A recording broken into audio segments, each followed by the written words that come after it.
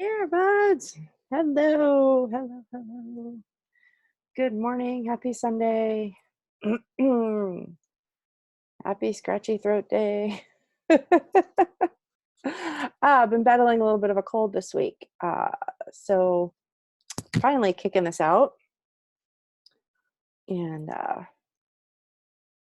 that's what we're talking about today. Hope been hearing a lot about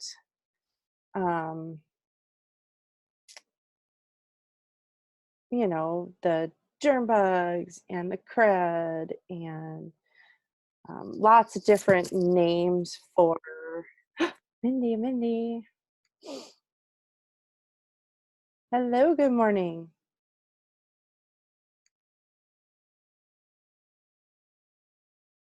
Nope, can't hear. Oh, that's because you're muted.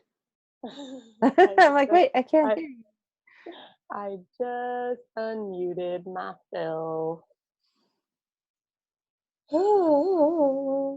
I was just saying, I've had a little bit of a cold this week and been dealing with some germies.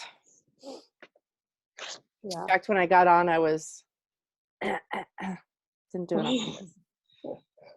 The frog decided to rest in my throat right then at that moment. Yeah, yes. So my journey with pulmonology and allergists and all that continues, and there's sneaky nibbles of my dad's frozen pizza. I know better. Like, I know it's not good for you, and I know it's not really food. It's just kind of hot chemicals that taste cheesy. But he makes frozen pizza like all the time. And you know how hard it is to smell like popcorn and not get hungry, fresh baking bread and not get hungry, the pizza cooking and then like not have a nibble. Oh my gosh, that smell. Yeah. But like he keeps them in the freezer outside and tosses the box on the way into the house, which frustrates me to no end because I recycle. But I am too lazy in the winter to go out to the outside trash bins to like get the cardboard to bring it inside to take it outside. Anyway, but it means I've never bothered to look at the label until I was in the grocery store the other day, and I'm like, okay, look at the labels. You looked at the label of a frozen pizza box? Yeah, to look for soy because my wheezing and all that come back, and I've been like paying attention to what I eat, with the exception of those, like, I cut a sliver because he always gets meaty, and I don't eat meat. So I cut a little tiny sliver off of one side that like has no meat. But obviously, for sure, has soy. I was gonna say, most likely had soy in it. I mean, I knew better, but I was using it, right. But the congestion and the wheezing and stuff just kept getting worse. And I'm like, okay, gonna confirm that that's really the deal. And now I know that I know that I know, and I have to stop eating it. Yeah. So there's that. Yeah, no, I guess if you're looking for the soy, I was just thinking, gosh, and you didn't have to pick yourself up off the floor. It's scary what you find in those. Oh yeah, I mean, days. I know it's tasty chemicals. Like, I know that. I know it's not fueling my body. I know it's doing nothing nutritionally. I know it's doing not a healing but food. Sometimes. Oh, I know. Who hasn't, shoved chips in your face while you're trying to wait for dinner to cook? You know what I mean? Like, right. If it's in your house, for one, it's a lot harder to resist. Especially if you're hungry and you're, toddler's throwing a fit, so you're trying to get their meal on the table. Right. And of course, my dad goes to bed at 7 o'clock, so we make dinner at 5. And so. Well, and I'm trying to get out of the emotional eating and eating to feel good because that is a problem that I have. But every once in a while,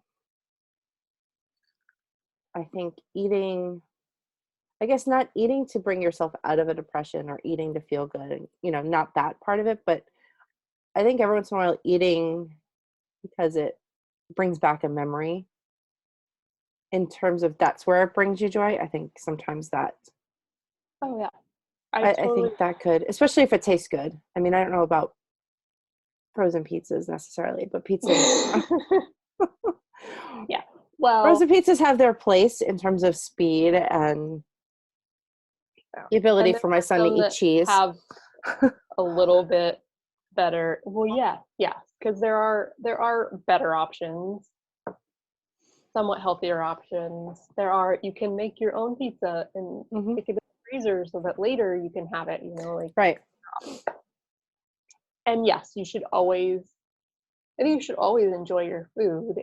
Right. I think it benefits your body if you can eat it from a place of mindfulness, for sure. And there was a time when I was going through healing, and what kept coming through in Reiki was actually like sweets, like my great grandmother talking to me about angel food cake. She used to make angel food cake. And so one time I just made an angel food cake, and I ate the angel food cake. I mean, I lived alone. I ate the whole thing, not like in one sitting, but I ate it with that mindfulness, remembering her and being cherished, and the celebrations, and that used to be what she made for birthday cakes. You know what I mean? Like, I think there's something that is emotionally healing about foods that you eat that connect you to positive memories when you eat them from a place of positively engaging with those memories. That it's not a shoveling and a stuffing and I'm eating this. Eating to stuff the memories down, or eating to stuff the emotions down, or eating. Right. You're eating because of the memory and the positive emotion that you had in the past about it. Yeah. Like, I remember my grandmother's chicken soup. I have yet to be able to recreate it. One of those things that I always saw the end parts of, not the makings of, and one of those that never got written down. So I can't remember how to make it. I've tried a few times and gotten close, but it's still not. Oh, I know. And it can be the brand of the spice, right? Like, it's so, I mean, I stood in my grandmother's kitchen to learn how to make her bread pudding. And of course, grandmas don't measure and whatever, but I was like writing down parquet margarine, like, doesn't matter. Still didn't quite ever get it right. Yeah. I got close, but sometimes when I'm sick, I wish I could remember how to make it, especially if I knew how she made her spätzle and her little dumplings to put into it. Sometimes she just do the noodles from the store, just a simple like soup noodle, the really little ones, and sometimes she would do a dumpling. And I haven't figured that one out either. A little afraid to figure that one out. And then every Thanksgiving we would get, we'd go to my aunt's house and Grandma Annie would make matzo ball soup. I remember that. Yep. Yeah, those connections can definitely be healing, but there was with love, and I honestly believe that changes everything. It does. I mean, how many times have you been pissed off and burned dinner? You know what I mean? Like, I got my emotions all in a tizzy one night and blew caramel up all over my roommate's kitchen. I mean, that's literally hard to clean. Like mini blinds, burnt caramel on mini blinds. I could see that blowing up. Yeah, because when it gets that hot, really dark, panic, and they're like, "You're burning it." And what did I do? I stuck the hot pan under water. I'm lucky I was not peeling my face off of. Yeah. You're lucky it was just the curtains. Yeah, but all of that has to do with food healing. However, we haven't got to the germs part. Well, I didn't get soup this week. I mean, I was not feeling bad enough to not work. I stayed home and worked from home a couple of days because I do believe in I believe in teaching my kids to share, but when it comes to germs, it's okay to keep them to yourself. So Yep. I wasn't sure what I had because I've been back and forth to California over the last few weeks, and the weather here has been crazy.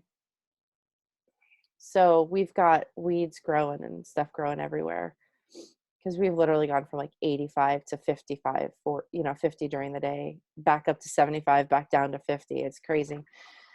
So we've got weeds everywhere. So I wasn't actually sure I had a cold or just an allergy thing. So I don't get allergies really hard, but you never know. And then after a couple of days, I was like, no, I think this may be, and it's kind of headed out right now, but I still get that. I still have that. So, but I definitely have it way easier than a lot of people I know. Yeah. Who, especially, I've heard of a lot of kids getting sick right now. Really coming down. Harley's school has a lot of kids out sick for days, several days at a time. Yeah. I've heard of schools actually closing because they've had so many kids sick. Yeah, that happens here. And we've had some where we've closed for snow when it's not been so snowy, but it was like around Thanksgiving. There were a lot of kids sick. There was impending snow. They closed like the Friday before or Tuesday before Thanksgiving. Right. So that everybody got an extra long holiday. So I totally understand that. I hear about it some. I work at the public library, and so we'll hear people saying something about the kids. Or my boss will be like, "I may have to leave. My kid just got sent home sick from school. Blah blah blah." But it doesn't happen at our house. So, well, that's it. Well, and yeah, because I work in an office that's, we're packed in and close to each other. The last year we've been on a different floor that has even more people on it. And yeah, a lot of people getting sick multiple times. And getting sick, being out for several days. And I've been lucky that, like I said, this has been probably twice in the last year that I've had something like this. And I've stayed out more out of a precaution of trying not to spread germs. Or if you're feeling susceptible, hey, there's probably other people in the office with germs. And so if I have this allergy thing, why submit myself to germs on top of whatever? Yeah. So my first tip is to rest. And to have that margin and that space to be like, I don't feel 110% today. How about I take care of it? How about I hydrate a little bit more? How about I see if I can get a little sunshine? How about I, have something with elderberry in it? How about I make myself some herbal tea, some rose hips, drink a little orange juice, and not push. Yeah, because that's the other reason why I'm glad I was able to work from home, because that meant if I was starting to feel more of a down turn during the day, I mean, I still had meetings, I still had things, but if I had even 15 minutes, I could just step away for a minute and just take that down moment, or go outside and rest in a more calming atmosphere versus in an office where, especially with the open office concepts these days, where there's not a lot of places you can, yeah, I'm going to say escape has a very negative connotation, but yeah, but kind of escape for or break away for 10 minutes. It's really hard to do, especially if you're in a larger city where it's even harder to get outside. I mean, my office is 10 stories, getting into the elevator and going outside for a while, doing that is a little bit more difficult, especially if you're in like the city, New York City or something where you're in a 40-story building. It's not exactly right, yeah. conducive for breaking away. Well, yeah, and you step out of that building into like masses of foot traffic. It's not like you just go out and Right. like yesterday at home, I went out to the freezer for something and it was pretty nice outside, and I went out barefoot, amazingly enough. It was like 50 degrees maybe. And I just stood in the grass in the sunshine because I could. Like I know I need more vitamin D. I know I need to get outside. Everything inside is okay. I'm just going to take a few deep breaths and I'm just going to be here in the sunshine.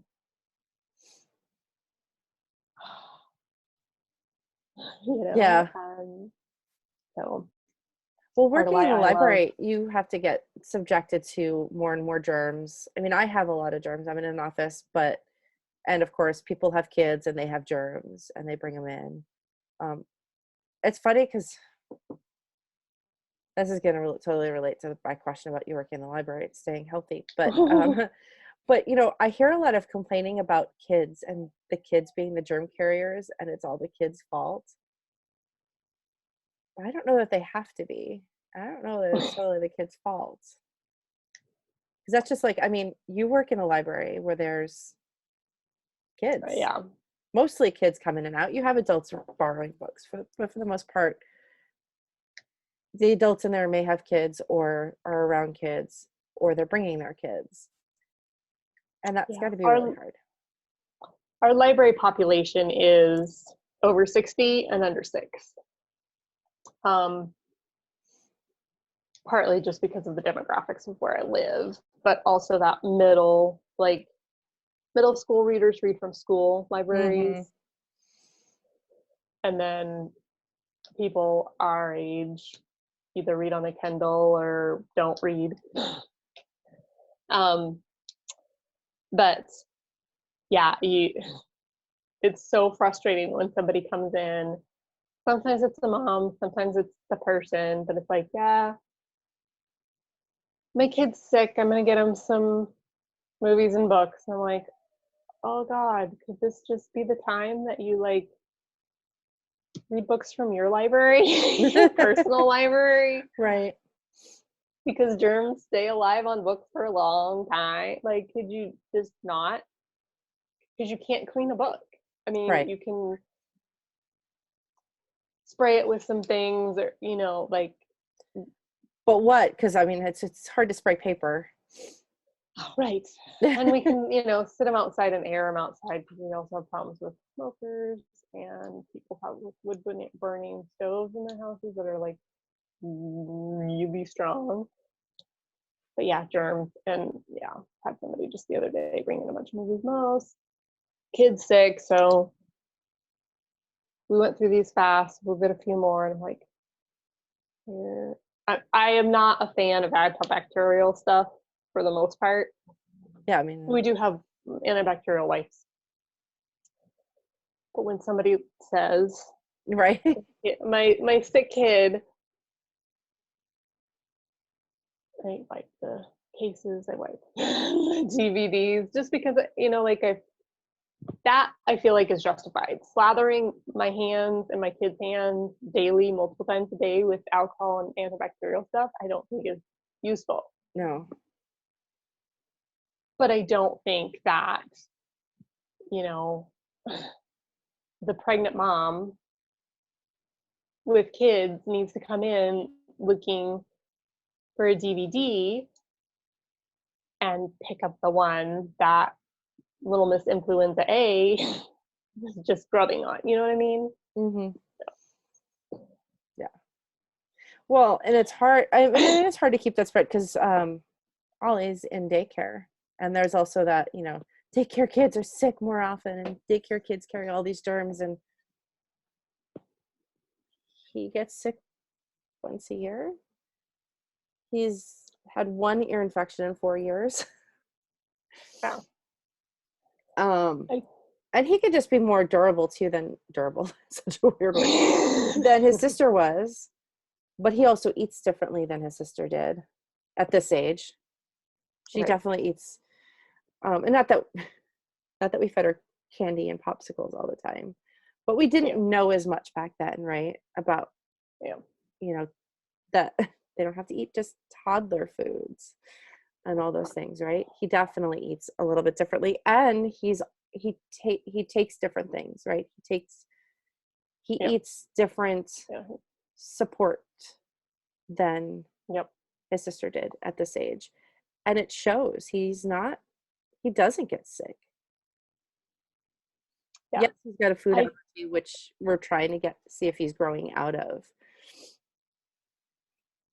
But I mean, thankfully he doesn't get sick the way his sister did, and even she grew out of it by the time she was around this age. She doesn't get sick as often. The last month excluded, she doesn't get sick as often as she used to. And I'm grateful because the more they get sick, the harder it is on their system, because their immune system's always fighting something. So I'm grateful for the resources we found that help their bodies fight off things and keep them well. And the little what?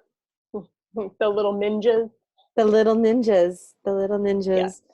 Well, You and then call we them do, because at the moment that they start to feel a little stuffy or a little icky, and you start to notice it. I mean, even in a 3-year-old, you can notice it. They're a little bit more, oh yeah.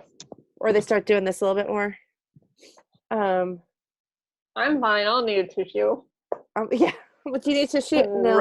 No. Is your nose running? We're like, okay. And even then, it's hard to tell allergies versus, right? Yeah. But again, Ollie has less of that. And we just up his nutritional support when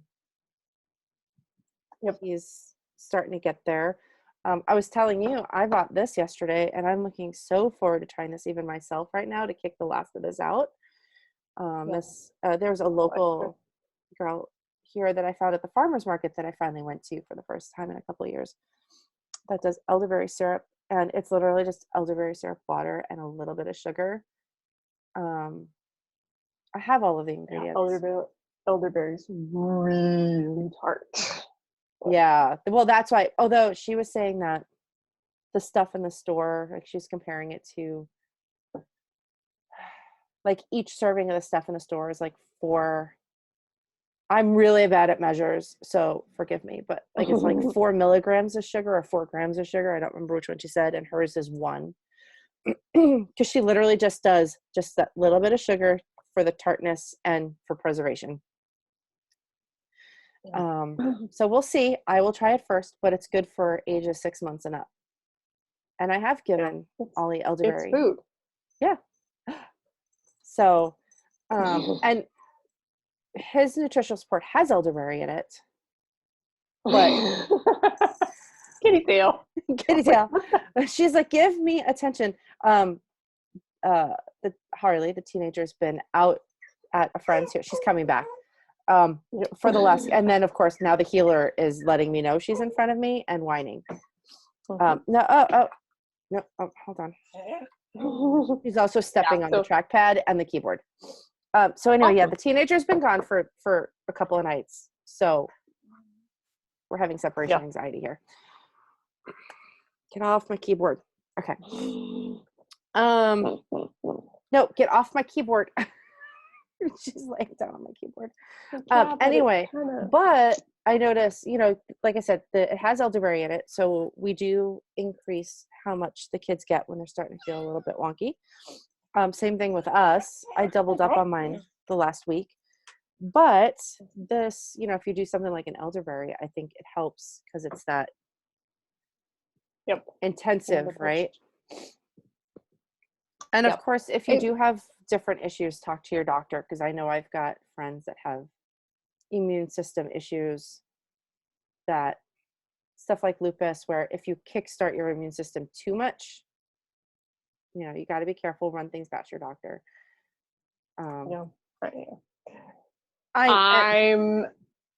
bad because I think the opposite, but I'm not a doctor, and I don't live with that. So, well, that's it. I'm not a doctor either. That's why it's like, anytime you're going to do something like that, if you have concerns, definitely talk to your medical professional or your homeopath. Talk to a homeopath. Your homeopath, if they're trained, you can run those things and say, look, I'm taking XYZ.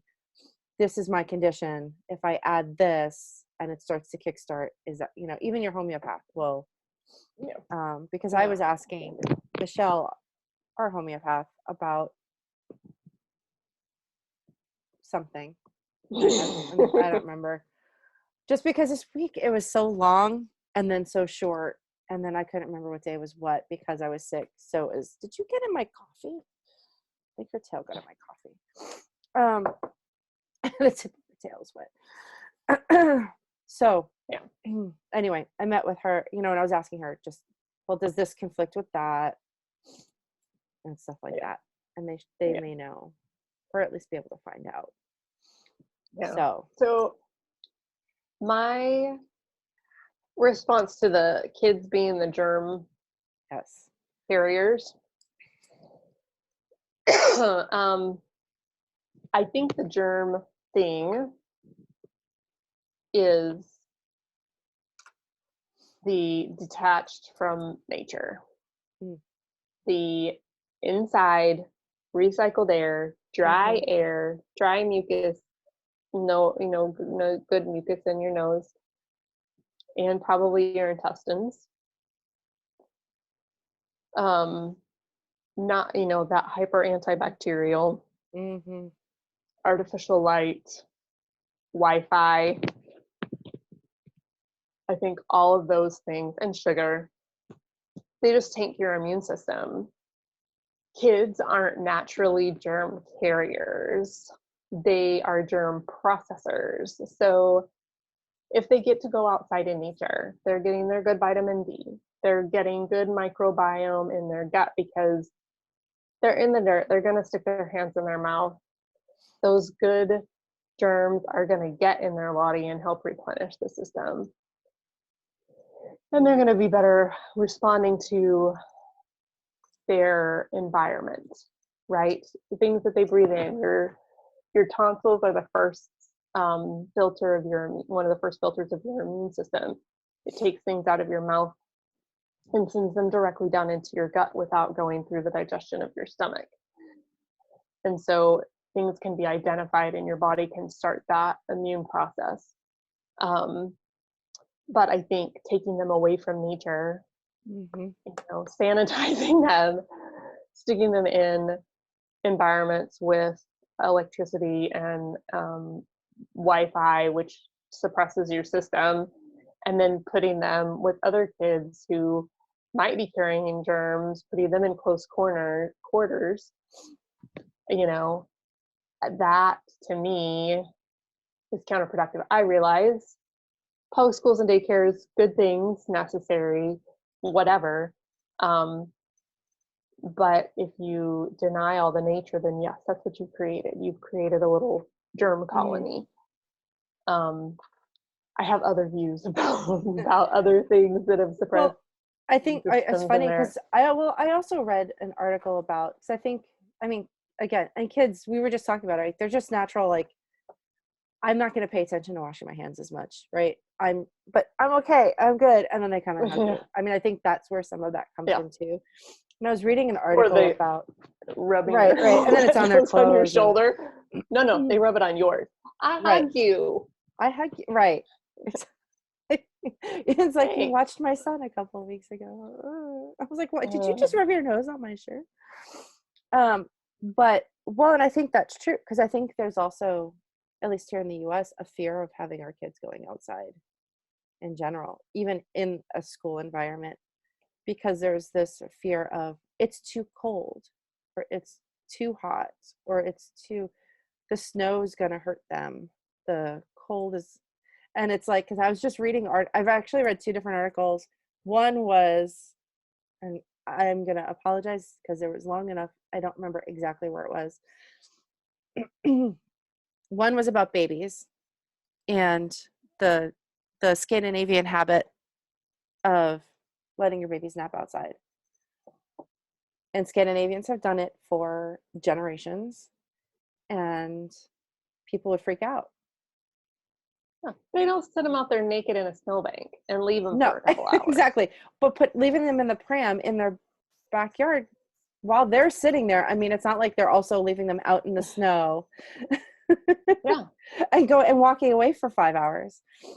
But it's, that they're protected, they're bundled, they're watched over, parents are there nearby, it's or They're freaking out because those same Scandinavian families don't bundle their kids the same way. Now, granted, if your child has grown up in Phoenix, has never seen snow, maybe don't take them to 6 feet of snow and leave them out there with a jacket, because there is your body's used to a certain environment issue. But, they don't wrap their babies and treat them like glass, I guess, is lack of a better term. And then the Austrian feeling of all outdoor play is good outdoor play. I mean, again, if it's raining so hard it's flooding, that's a whole, but their kids play outside in the snow. Yeah. And it's like forest school is a year-round thing in lots of places in the world, and not just like tropical regions. Yeah, I mean, I've read lots of things about forest school, and on websites when you're enrolling, they say realize up here. The kids will be outside for 3 hours. Marshall's white and black. Yes, jackets. Yes, coats. Yes, hats and he squishes like. Yes, waterproof shoes sometimes a year. Uh-huh. I'm talking to Mindy. He's telling me all about his Marshall. Oh, somebody else got a Marshall yesterday for Valentine's Day. Really? He can. Eden got a Marshall yesterday too. You show that to Mindy.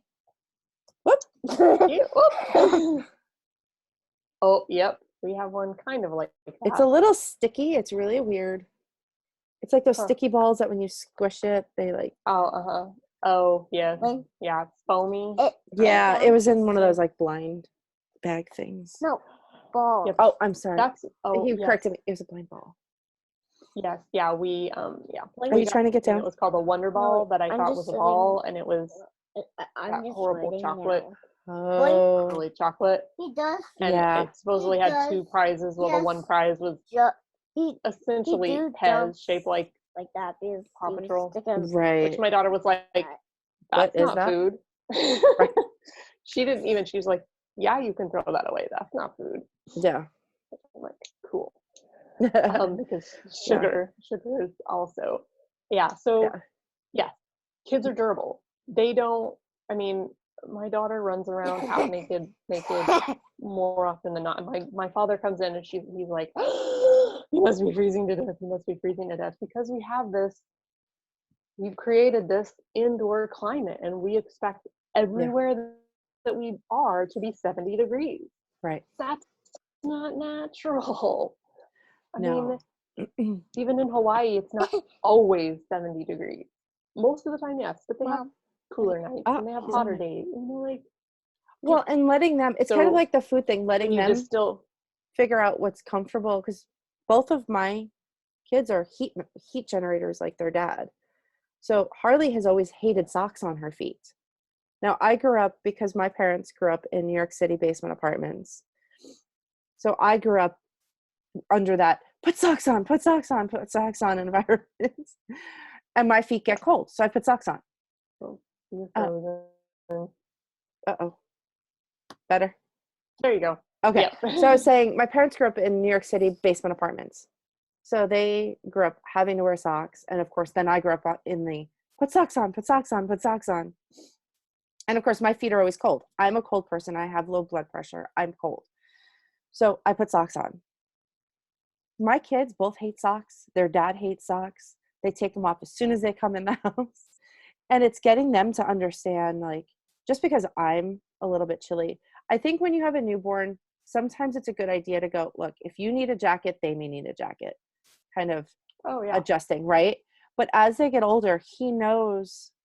Now, granted, he's a desert dweller. So if we were to go up to Minneapolis today and he were to go, I don't want to wear a jacket, I'd go, no, you need to wear a jacket.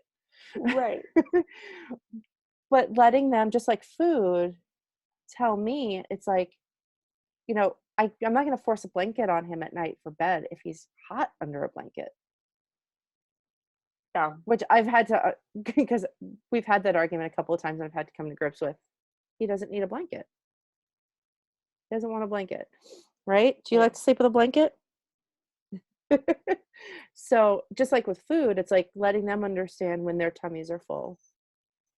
If they're grazers, you know, getting them to understand kind of that following your natural rhythms of things. Playing outside. What's your favorite thing at school? What's your favorite thing at school? Are you not going to talk to me now? Okay. He got shy. But every time I ask him, it's when I pick him up, what was your favorite thing today? Outside. Right? Yeah. In the village. In the village. Okay. Yeah, my daughter, the wind will be blowing 30, 40, 50 miles an hour. And she will laugh with glee and turn her face right into that awful, bitter Kansas wind and go, over this. Isn't it delightful? And I'll be like, get in the house. Jump over this. Because I hate over this. the wind. Sometimes I bear it for her because she loves to be outside in the cold and the wind and the snow. And it makes her super happy. Yes, I do keep check her extremities, make sure she's not getting frostbite because she's just a willful child. But more nature, and more natural rhythm, more whole foods, more nutritional support. All time. Those are things that are going to support your health, support your body to fight the germs, because that's the thing that keeps coming to my mind. Doctors don't heal. The pain medicine didn't heal the thing. Right. Your body had to heal the thing. Sit down. Sit down. I don't want you climbing, so I don't want you to fall, okay? The doctor didn't heal your broken bone. Your doctor did the thing that supported your body to do what the body needed to do. Right. I eat the foods that support my body doing the things that it needs to do. Just like with the soy. My body is not supported by eating soy right now.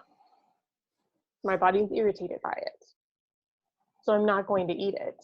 Right. Because it's not supporting my body. I'm going to give it other things that is supporting my body.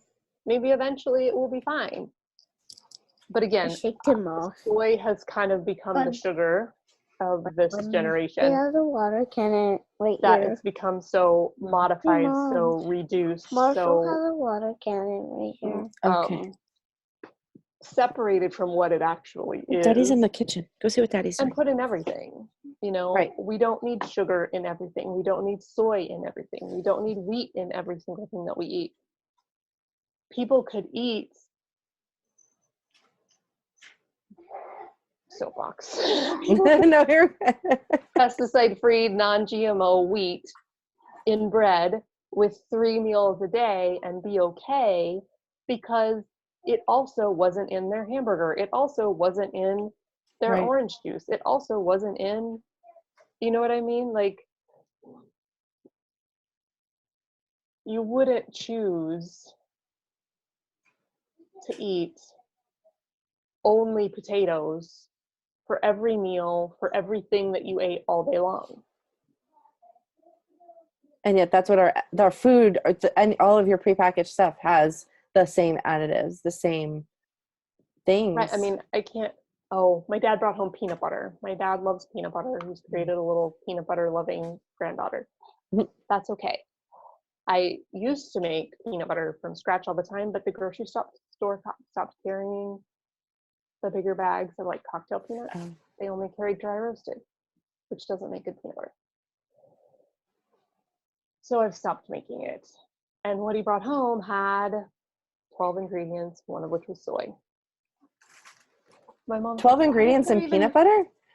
Yeah, it has, it's the Dollar General brand. So it's got like, I don't know, maybe not 12, but like at least 8. But not peanut oil, soybean oil, some hydrogenated cottonseed oil probably, sugar, peanuts. There was at least peanuts. Maybe peanut flavoring, who knows? But my mom was just like, why does peanut butter even need soy in it? Or you've made soy lecithin and things. Like cookie dough. That's what triggered this, was a natural, vegan, pre-made cookie dough. Why does it need an emulsifier? Do you add an extra emulsifier when you cream the butter and eggs? No. When you make cookie dough, does it stay together and cook? When you make it and you freeze it and then you bake it, does it still stay together? Do you need an emulsifier? No. Did they add it? Did it make me wheezy? Right. So then I can't have it anymore. And that's fine. We don't need cookies. But it's not limited to just cookies anymore. I mean, like you said, burgers, right? You go to the store and you buy, it is simpler to go to the freezer section and buy a sleeve of preformed, ready to eat burgers, stick them in your freezer. They're there, they're ready whenever you want them, than it is to get grass-fed beef, right? Whether you get a steak or you get pre-ground, right? And then even then, if you get pre-ground, you got to watch what's in there because they're putting, right? Just like pre-shredded cheese, right? Yeah, I've stopped getting pre-shredded cheese because the fillers they put on top of that to keep it from clumping, so that it looks better on the package. They put antifungals in it, so it doesn't grow mold. Yeah. Because we owned a grocery store for years, and you always had to check the shredded cheese because it would grow mold frequently if there was a little, cheese lets off moisture as it ages. That's what it does. And if it's in a plastic bag, eventually it grows mold. What's gonna Because it was food. Because it's right. Now it's not. Now it's coated in sand and silicon dioxide.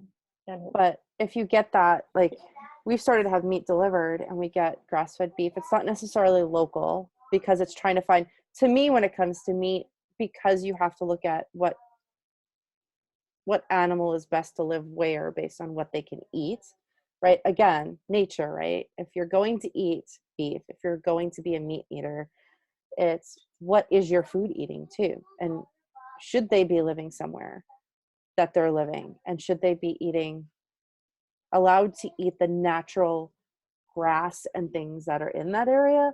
Or should you be feeding them some pre-processed that they shouldn't be eating meal that's made of genetically modified wheat or whatever it is, right? Corn. Yeah. That, looking at all of that and figuring out, maybe it takes me 5 more minutes to take out the ground beef, put it in a thing, put some things in it and make the patties myself. But I'm getting more of a whole food. I'm getting more of that. At that point, it is meat. It has to be processed to some degree, but that minimally processed. I mean, I've even thought about getting a grinder. I've got a KitchenAid. I can put a meat grinder on the front of it so that I can use steaks. You know what I mean? That kind of thing where I can make my own ground kind of thing. And I know we could get into the whole meat discussion too. But yeah, the butcher's daughter says it's more complicated than sort of chucking a steak in a grinder. But yeah, you don't have to get that pre-packaged meat patty, right? Just like your vegetables, with grow marks already on it. Or even if you don't want to eat that meat, are made out of food bags. Yeah. And artificial flavoring. But even if you don't eat meat, watching, there is a difference between getting Brussels sprouts either picked off of the counter or even just in a bag because they're prepackaged. Because heck, I can at Costco get like a 3-pound bag of Brussels sprouts for like $4, right? But there's nothing on them because they've just packaged them nicely for me and they're in a good shape. Versus going to the freezer section and getting the frozen Brussels sprouts with artificial butter sauce, right? So, yes, at least you're getting a vegetable, and I applaud anybody that at least you're getting a vegetable at that point. Yeah. But that artificial butter sauce probably has soy lecithin in it. Possibly whey in it. Yeah. So, and just getting down, because that's the other thing I've been Caramel reading is color. the how much more your immune system relies on your gut. How much comes out of that? How much it's affected by. I know we're over time, but I have one more thing. So, we're whole food nutrition girls, and not isolated vitamins. Our bodies, even though it can process vitamin C, something that's maybe not coming from food, like calcium from seashells and things like that. I think supplements that are not coming from food can be hard on your system. Isolating them makes it hard for your body. So if it's something that your body is taking in isolation, it needs to get the other things from somewhere else. Okay? So like we know now that your body doesn't produce or doesn't process calcium as well without vitamin D. So they've added it into the milk. Well, what other things does your body need to process calcium? Or what other things does your body need to process magnesium? Magnesium needs calcium. Okay. So if you're I'm taking talking to magnesium by Minnie right itself, now. it Okay. might take calcium Can you go over to Daddy for a couple minutes, from your bones to try to process it. Okay. When you're eating a whole food, your body has those things that it needs to process it. And probiotics are a big thing in the market right now. They're a bajillion-dollar industry. Mm-hmm. But they're isolated. And a lot of times, one that's been recommended to me lately, probiotics, they come from poop, from 2 humans' poops, right? So it's an isolated thing. There are also homeopathic remedies made from poop that I know are powerful. I love the Death Trooper lady. I'm not the anti-poop person. Cue the tiny human. I was listening to so intent. He just totally I was not expecting him to show up that quickly. But okay, we will talk to that about that in just a couple minutes. Okay. Strains of probiotics, and people try to talk about there's a lot of huge count of that. That's her. One type or those. It's like the multivitamin in the probiotics world. We have 12 different strains, and we have 5 different strains in this thing. We'll talk about it after I'm done, okay? But what you're doing is you're continuing to put in only those. And Dad has this one right here. Why? I'm not saying they aren't necessary or potentially useful. However, it's the dumbing down of the gut microbiome. I only want the Jawa. Just like vitamins, synthetic isolated vitamins are the dumbing down of nutrition. Probiotic use with, you want just one company, and you're loyal to one brand because they have 150 bajillion per capsule or whatever. You're causing your body to be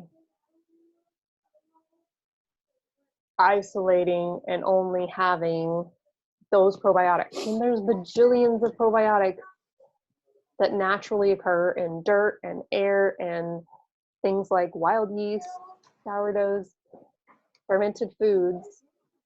But what you're doing is some good microbiome will kill off other good microbiome.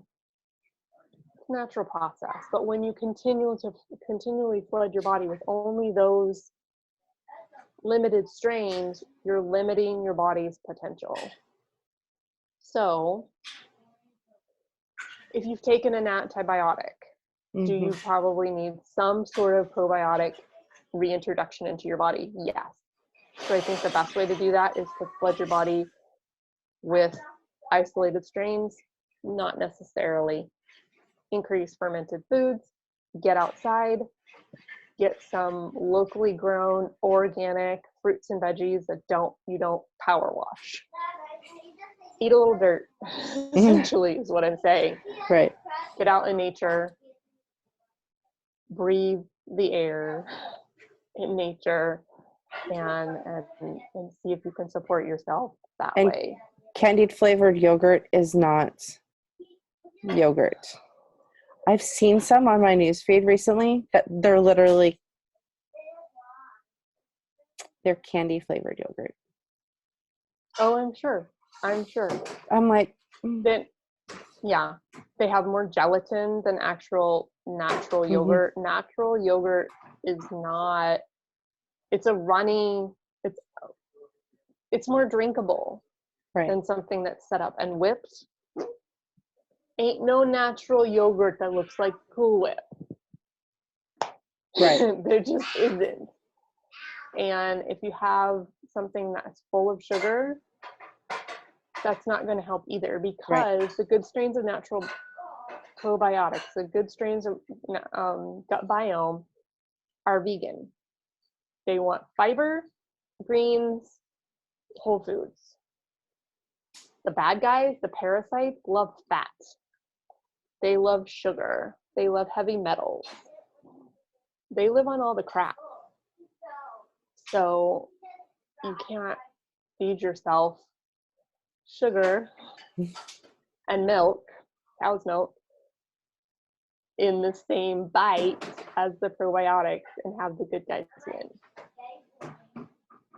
To me, it just isn't possible.